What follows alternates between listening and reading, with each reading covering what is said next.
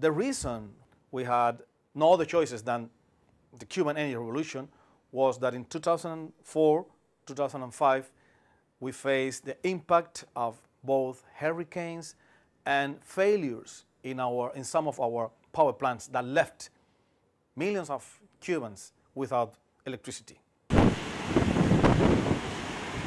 We had more than 200 days in a year with blackouts, and they went to zero in 2007 after the introduction of all the energy efficiency measures in just 5 or 6 months. Second half of 2005, we were able to take out more than 9.4 million incandescent bulbs. So Cuba is the first country in the world in phasing out incandescent bulbs.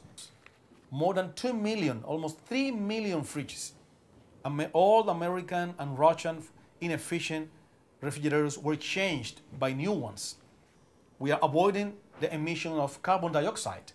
Inside that area is where we have the inverters, so as to convert current into direct current, so as to be able to input that into the grid.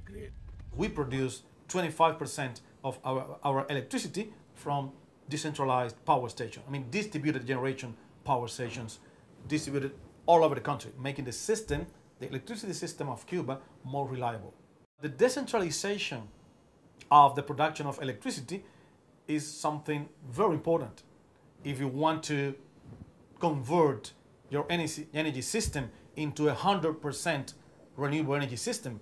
So the first step for the creation of a new energy system that is 100% solar energy is decentralization.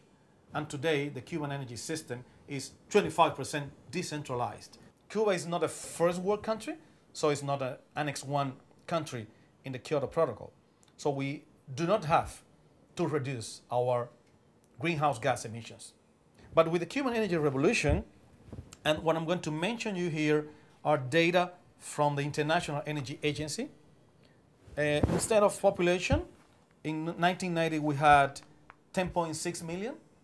Then now we have 11.2. The CO2 emissions per person per year have decreased in 24.5%. Now, on average, every Cuban emits 2.4 tons of CO2 in a year, and it was 3.18 in 1990.